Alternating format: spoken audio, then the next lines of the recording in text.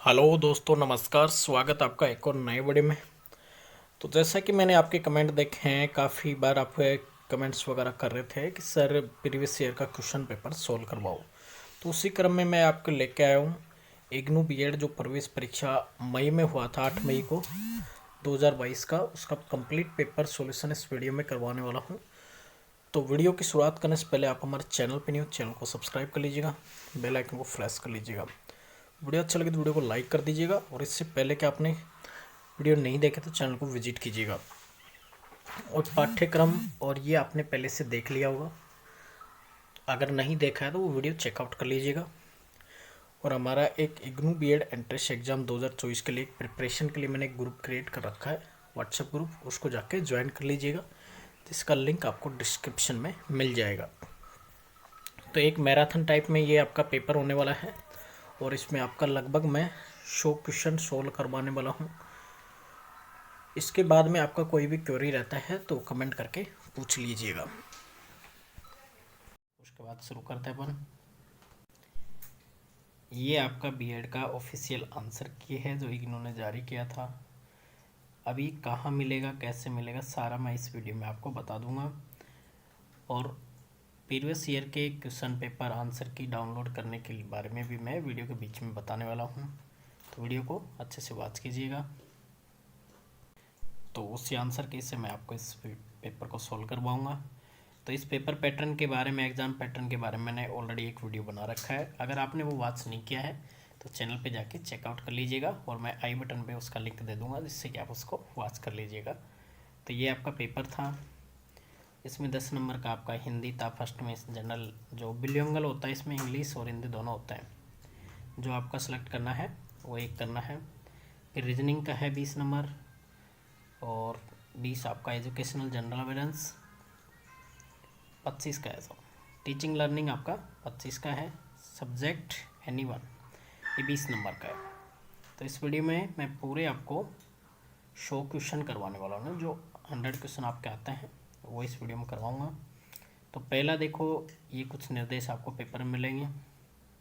उसके बाद में यहाँ लिखा है भाग में से केवल एक विषय को आपको चुनाव करना है जो आपका स्ट्रॉन्ग हो, जैसे साइंस ले सकते हो, मैथ्स ले सकते हो, एसएस, इंग्लिश, हिंदी। तो इसमें एसएस और हिंदी दोनों का सॉल्यूशन करवाऊंगा मैं। तो नीचे स्क्रॉल करेंगे अपन पेपर, तो ये आपका एक गद्यांश आएगा। ये गद्यांश है, ऐसा ही आपको पेपर में देखने को मिलेगा। और ये अंग्रेजी में बिलिंगुअल होता है, अंग्रेजी में भी आपको इसको देखने को मिलेगा। आपको इसको अच्छे से रीड करना है। रीड करने के बाद में इसके 10 प्रश्नों के जवाब देने होते हैं आपको। तो ये पहला था, एशिया और अफ्रीका के कुछ विकासशील देशों ने। तो इसमें आपको 4 ऑप्शन दे रखे हैं। तो ऑप्शन नंबर 3 आपका राइट था। नियोजित आर्थिक विकास की संपूर्ण रणनीतियों में पर्यावरण संरक्षण को सावधानी से सम्मिलित किया है। नेक्स्ट है 2 नंबर, अमेरिका में विकसित तकनीक प्रविधियाँ। इसमें 4 ऑप्शन आपको दे रखे हैं, तो इसका आपका 2 नंबर राइट था। इस आधार पर ठीक से उपयोग की जा सकती है। विकासशील देश अपनी विशिष्ट समस्याओं का गहन अध्ययन करने योग्य होंगे। इसके बाद में तीसरा क्वेश्चन था आपका, पूरे भूमंडल पर वास स्थानों का अत्यधिक नुकसान हुआ है, जिसका कारण है। तो इसका राइट आंसर आपका 1 नंबर था, जनसंख्या विस्फोट। नेक्स्ट है 4 नंबर, विकासशील दुनिया के गरीब लोग भी एक प्रसन्न और स्थिर जीवन जी सकते हैं यदि।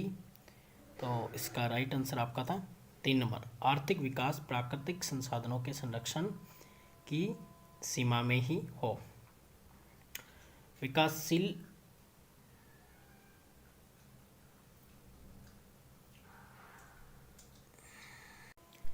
तो 5वां है आपका, विकासशील और विकसित दुनिया में कितना पर्यावरण प्रदूषण हुआ है। तो इसका 4 नंबर आपका सही था। पूरे विश्व में हुआ पर्यावरण प्रदूषण अभी भी अनुमान और अन्वेषण का मुद्दा है।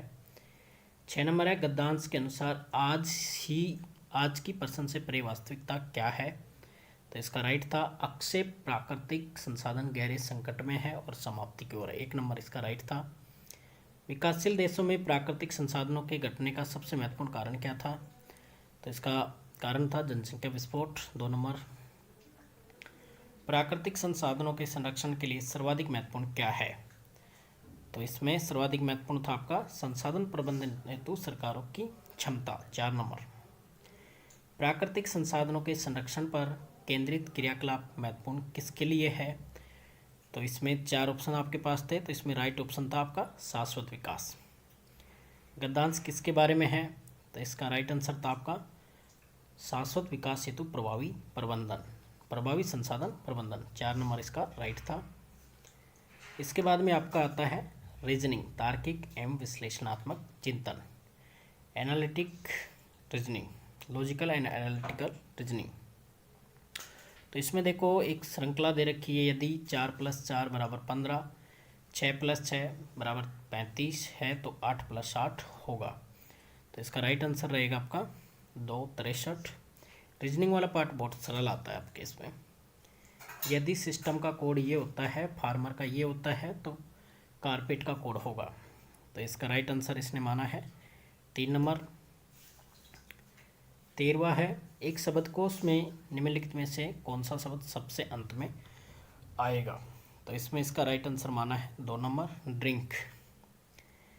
एक परीक्षण में गौरव के स्थान ऊपर से 23वां, नीचे से 22वां, तो परीक्षण में कितने विद्यार्थियों ने भाग लिया? तो इसका राइट आंसर आपका था 2 नंबर, 44।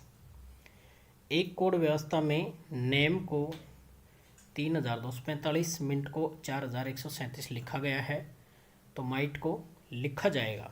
तो इसका राइट माना है 4 नंबर, 4175।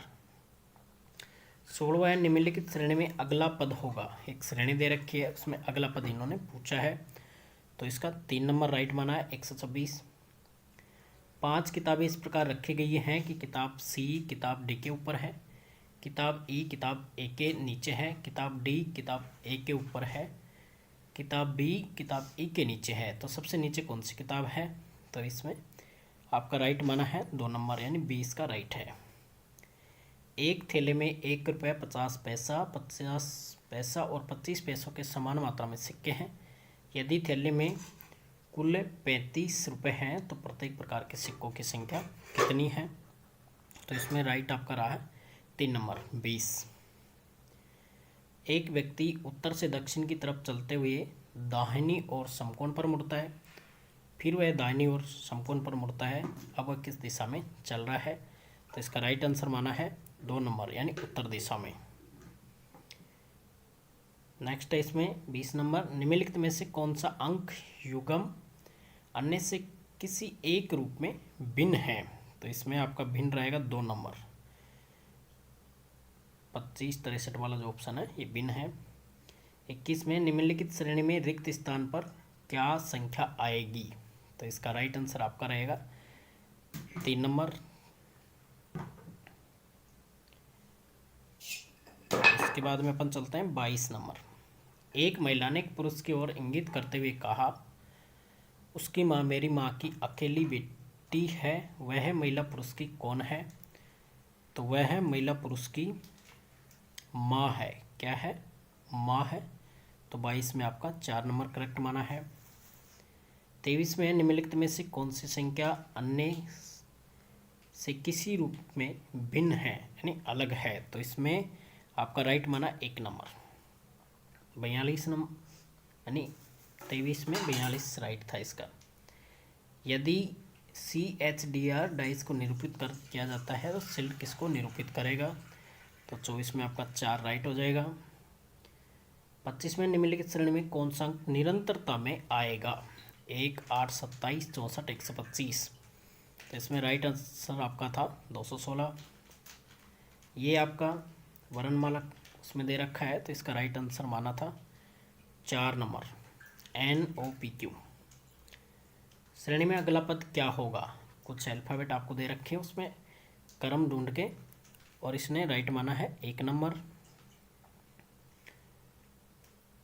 शिक्षा का संबंध अनभिज्ञता से है, वही बीमारी का संबंध है, तो इसमें राइट था दवा से, 3 नंबर।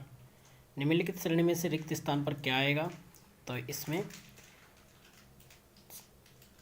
29 में आपका राइट माना है 3 नंबर को।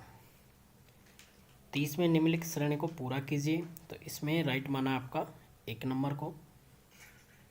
तो ये रीजनिंग वाला आपका पार्ट था।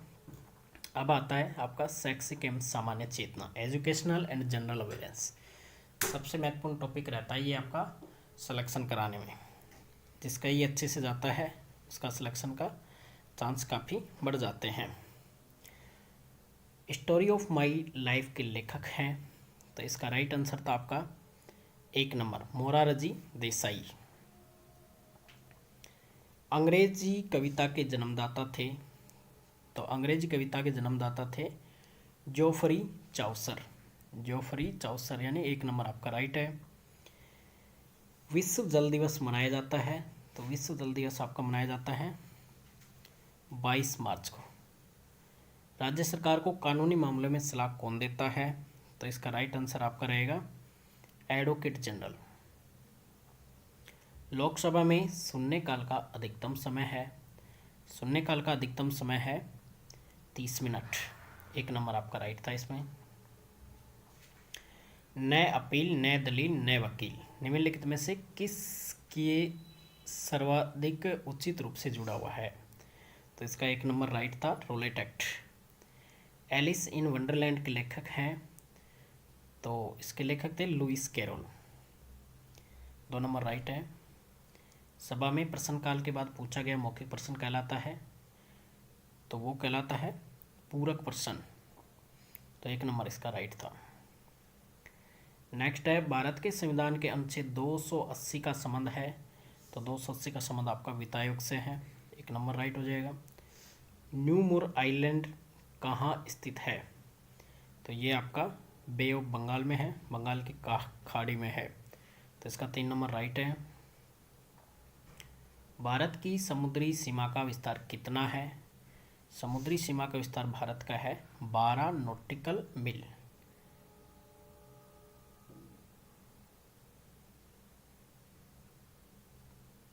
नेक्स्ट है विश्व आर्थिक मंच की स्थापना की थी, विश्व आर्थिक मंच की स्थापना की थी क्लास श्वाब ने। निम्नलिखित में से किसने बुनियादी तालीम का प्रारूप तैयार किया था, तो बुनियादी तालीम आपका जाकिर हुसैन समेती। लक्षद्वीप में कितने निर्जन द्वीप हैं, तो लक्षद्वीप में 10 निर्जन द्वीप हैं, तो 3 नंबर आपका राइट हो जाएगा। निम्नलिखित में से हरियाणा के कौन से ऐतिहासिक स्थल में 45 वर्ष से पुरानी सभ्यता के प्रमाण खुदाई में मिले हैं, तो ये राखीगढ़ी था आपका, 1 नंबर इसमें राइट था। नेक्स्ट है इसमें बाल गंगाधर तिलक को किसने आधुनिक भारत का निर्माता कहा, आधुनिक भारत का निर्माता किसने कहा, तो ये आपका था महात्मा गांधी जी ने उसको आधुनिक भारत का निर्माता कहा बाल गंगाधर तिलक जी को। किस वर्ष की औद्योगिक नीति में भारत को मिश्रित अर्थव्यवस्था कहा गया, तो इसका राइट आपका रहेगा 1948, 1 नंबर राइट रहेगा इसका। मुगल काल में अर्थवेद का फारसी अनुवाद किसने किया था, तो इसका 2 नंबर राइट रहेगा हाजी इब्राहिम सरहिंदी। ऋग्वेद में 1028 रचनाएं हैं, 1 नंबर राइट हो जाएगा इसका। किस नदी को जैविक रेगिस्तान कहा जाता है, तो जैविक रेगिस्तान आपका दामोदर नदी है, तो 3 नंबर राइट रहेगा। आर्थिक राष्ट्रवाद का अग्रदूत किसे माना जाता है, तो इसका राइट आंसर आर.सी. दत्त को। 15वां प्रवासी भारतीय दिवस 2019 कहाँ आयोजित हुआ, तो ये आपका हुआ था वाराणसी में, तो इसका 4 नंबर राइट था। डाइट की स्थापना किसकी अनुशंसा का परिणाम था, तो डाइट की अनुशंसा आपका था राष्ट्रीय शिक्षा नीति 1986, 4 नंबर आपका इसमें राइट रहेगा। तैमूर के आक्रमण के समय भारत में किस वंश का शासन था, तो ये आपका तुगलक वंश का शासक था, 2 नंबर राइट रहेगा। भारतीय विश्वविद्यालय अधिनियम कर्जन ने कब पास किया था, तो ये 1904 में पास किया था लॉर्ड कर्जन ने। नेक्स्ट है शिक्षण अधिगम एवं विद्यालय, teaching learning and the school, जो आपके इसमें 25 क्वेश्चन आते हैं, इसका भी काफ़ी महत्वपूर्ण पार्ट रहता है ये आपका। तो इसमें जो 56 नंबर का क्वेश्चन था आपका निम्नलिखित में से कौन एक शिक्षण सूत्र है? तो इसका राइट आंसर आपका था 1 नंबर, सरल से कठिन। फिर है मानव विकास का निर्धारण होता है। तो मानव विकास का निर्धारण होता है अर्जित एवं पर्यावरणीय कारकों के समुच्चय से। 2 नंबर राइट रहेगा। निरौपचारिक शिक्षा से तात्पर्य है मुक्त शैक्षणिक संस्थाओं से प्राप्त शिक्षा। 1 नंबर आएगा इसमें। जो भी आपका ओडीएल पे बीएड करोगे ये निरौपचारिक शिक्षा के अंतर्गत आएगा। राष्ट्रीय स्तर पर पाठ्यपुस्तक विकास किसके द्वारा किया जाता है? तो इसका राइट आंसर रहेगा आपका एनसीईआरटी। निम्नलिखित में से कौन सा शिक्षण अधिगम का एक रचनावादी उपागम है? तो इसका राइट आंसर है 5E उपागम। जो 5E उपागम है ये रचनावादी उपागम है। राष्ट्रीय विज्ञान प्रतिभा खोज योजना का उद्देश्य है। तो इसका उद्देश्य था आपका मेधावी छात्रों की पहचान, उनकी मेधा का परिवर्धन करना। विद्यार्थियों को परामर्श देते समय एक अध्यापक को विद्यार्थियों के साथ सौहार्द स्थापित करना चाहिए। शिक्षण में यदि कुछ नहीं सिखाया गया तो कुछ भी नहीं पढ़ाया गया, कुछ भी नहीं पढ़ाया गया है। तो 1 नंबर राइट हो जाएगा। व्याख्यान विधि की सफलता की मूल आवश्यकता है। व्याख्यान विधि की सफलता की मूल आवश्यकता है रुचिकर भाषा में विषय वस्तु का अंतरण। तो 2 नंबर आपका इसका राइट हो जाएगा। शिक्षण की प्रभावशीलता को प्रभावित करने वाले सबसे महत्वपूर्ण कारकों में से एक है।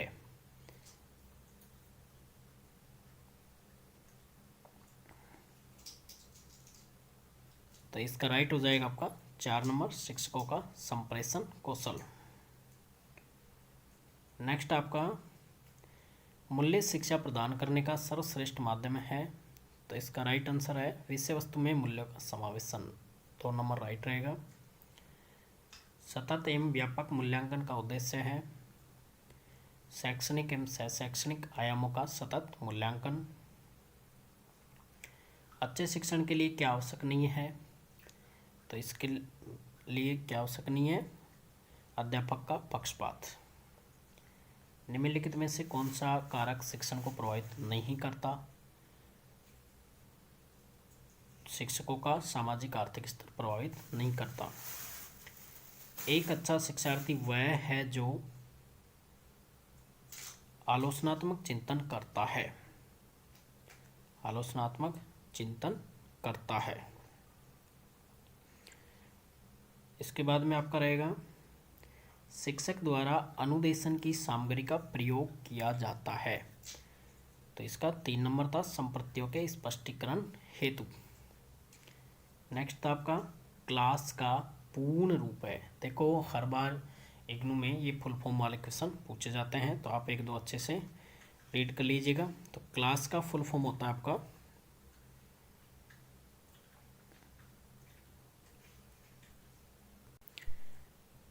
है computer literacy and student in school.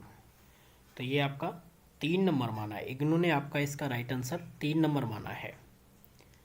स्वतंत्रता के बाद भारत की पहली शिक्षा नीति निर्मित हुई। तो पहली शिक्षा नीति आपकी 1968 में निर्मित हुई थी। 3 नंबर राइट रहेगा। कक्ष परिवेश में नहीं होना चाहिए। तो इसका राइट आंसर रहेगा आपका निरंकुशता। डंडा छूटा बच्चा बिगड़ा, इस कथन का संदेश है कि अनपेक्षित व्यवहार को अवश्य दंडित किया जाए। इसके बाद में है 76 number, what is the other name of Yashpal committee report. Yashpal समिति के प्रतिवेदन का क्या नाम है? तो इसका राइट आंसर था आपका 2 नंबर, लर्निंग विदाउट बर्डन, यानी बिना बोझ के शिक्षा। नेक्स्ट है choose full form of NCERT. NCERT का पूर्ण रूप है।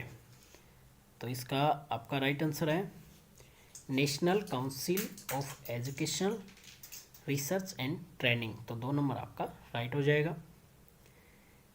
Fill in the blanks with alternative is which type of question. विकल्पों के साथ रिक्त स्थान वाले प्रश्न कैसे प्रश्न है? Open ended question, objective type question, short answer question, subjective type question. तो इसमें आपका राइट आंसर रहेगा सेकंड, ऑब्जेक्टिव टाइप क्वेश्चन यानी वस्तुनिष्ठ प्रश्न। नेक्स्ट है classroom management in ineffective when it is. कक्षा कक्ष प्रबंधन अप्रभावी होता है जब यह है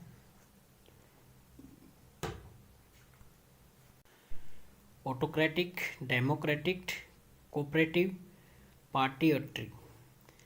तो ये निरंकुश हो, प्रजातांत्रिक हो, सहचारी हो, प्रतिभागी युक्त हो। तो इसका राइट आंसर था आपका 1 नंबर, निरंकुश हो यानी एट्रोक्टिक होगा तो वो अप्रभावी रहेगा। The idea of basic education was propose by. बुनियादी शिक्षा का विचार किसने प्रतिपादित किया? ऑप्शन 1 है जाकिर हुसैन, डॉक्टर राजेंद्र प्रसाद, महात्मा गांधी, रविंद्रनाथ टैगोर। तो इसका राइट आंसर रहेगा आपका महात्मा गांधी, 3 नंबर आपका राइट रहेगा। नेक्स्ट आपका सामाजिक विज्ञान जो खंड 5 में आता है, मतलब सेकंड पार्ट में आता है, ये जो 3 नंबर का है। इसके बाद में आपको हिंदी का सोल्व करवाया जाएगा। उससे पहले इसके 20 क्वेश्चन देख लेते हैं। 121 में राष्ट्रपति और उपराष्ट्रपति की अनुपस्थिति में राष्ट्रपति के कार्य का कार्यभार उत्तरदायित्व इनमें से कौन करेगा? तो इसमें आपका राइट आंसर रहेगा भारत का मुख्य न्यायाधीश। तो 2 नंबर आपका इसमें राइट रहेगा। निम्न में से किस संस्थान के पास मौलिक अधिकार को बढ़ाने की शक्ति है? तो किसके पास है? सर्वोच्च न्यायालय के पास है। तो 2 नंबर आपका राइट हो जाएगा। चुनाव आयोग में कितने सदस्य हैं? 1, 2, 3, 4। तो चुनाव आयोग में आपके 3 सदस्य हैं। ऑप्शन 3 ही आपका राइट रहेगा। पंचायती राज इनमें से किस विचारधारा के साथ जुड़ा हुआ है? तो इसका राइट रहेगा आपका लोकतांत्रिक विकेंद्रीकरण। संयुक्त राष्ट्र संघ की स्थापना कब हुई? तो इसका राइट है आपका 24 अक्टूबर 1945 को हुई। सार्क देशों में किस देश को आखिरी में सदस्यता मिली थी? तो आखिरी में मिली थी आपका अफगानिस्तान।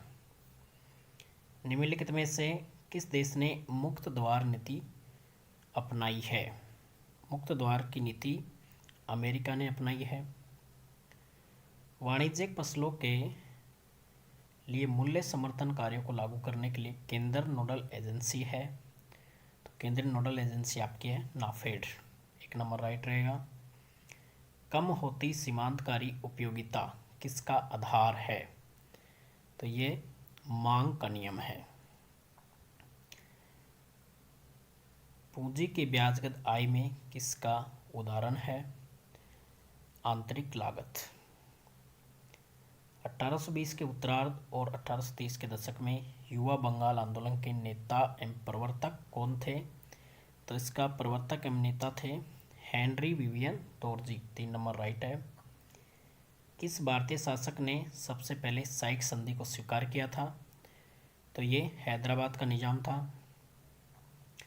राजा रानी का मंदिर कहाँ बनाया गया? तो राजा रानी का मंदिर आपका भुवनेश्वर में बनाया गया है, 1 नंबर राइट रहेगा इसका। पश्चिम की तरफ बहने वाली नदी कौन सी है? गोदावरी, कावेरी, कृष्णा, ताप्ती। तो आपका ताप्ती राइट रहेगा इसमें, 4 नंबर। फेनी शब्द का इस्तेमाल किसके संदर्भ में किया गया है? फेनी, तो ये आपका तूफान के रूप में किया गया है। 2011 में भारत की साक्षरता दर थी। 2011 में भारत की साक्षरता दर 74.04 थी। दोहरी अर्थव्यवस्था का अर्थ किसके अस्तित्व में है? दोहरी अर्थव्यवस्था औद्योगिक, कृषि दोनों क्षेत्रों में है। भारतीय राष्ट्रीय झंडे का आरोहण करने वाले प्रथम भारतीय मुख्य तथा बाद में आए स्वतंत्र भारत के झंडे कौन थे? प्रथम भारतीय कौन थे? तो ये थे मैडम भिकाजी कामा। नेक्स्ट आपका ऑपरेशन फ्लड खालिस्तान के रूप में जाना जाता है। तो ऑपरेशन फ्लड आपका सफ़ेद क्रांति के रूप में जाना जाता है। भारत में कर्क रेखा कितने राज्य से होकर गुजरती है? 7, 8, 6, 5। तो आपका इसका राइट रहेगा 8 राज्य से गुजरती है। अब आपका नेक्स्ट है हिंदी। हिंदी भी आपका 20 नंबर का आता है, या तो हिंदी ले लीजिएगा या एसएस मैथ्स जो भी आपका स्ट्रॉन्ग है वो लेना है। तो हिंदी में भी आपको पहले एक गद्यांश देगा, गद्यांश के बाद में इसके कुछ क्वेश्चन देगा। तो इसमें देखो एक क्वेश्चन आपका मनुष्य की विशेषता किसमें है? तो इसका राइट आंसर आपका था 4 नंबर, उसके चरित्र में। ये आपको पैसेज पढ़ोगे तो अच्छे से समझ आएगा। तो इसका 4 नंबर राइट है। मनुष्य सम्मान किस कारण से पाता है? सम्मान वो चरित्र के कारण पाता है, 1 नंबर राइट रहेगा।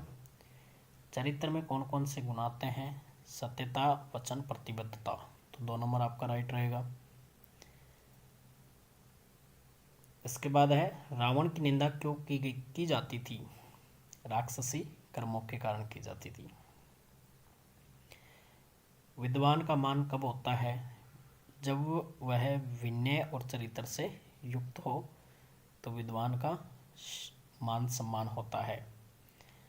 महात्मा में कौन सा समास है? नहीं, इससे पहले है आपका महात्मा में कौन सा समास है? तो महात्मा में आपका समास रहेगा कर्मधारय समास।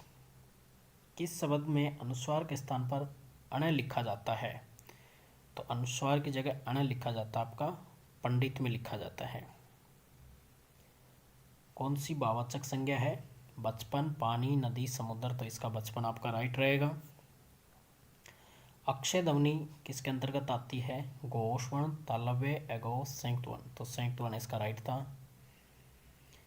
नेक्स्ट है इनमें से विराम चिन्ह नहीं है। तो देखो अल्प विराम में भी रुकते हैं, पूर्ण विराम में रुकते हैं, विस्मयादि बोधक में थोड़ा रुकते हैं, अवतरण में नहीं रुकते हैं।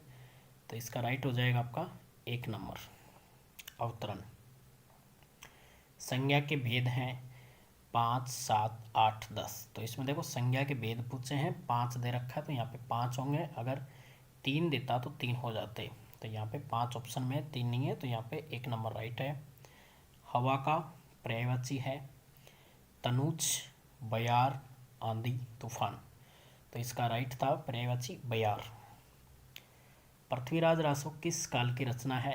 तो ये आदिकाल, भक्तिकाल, रीतिकाल, आधुनिक काल। तो पृथ्वीराज रासो आपकी आदिकाल की रचना है।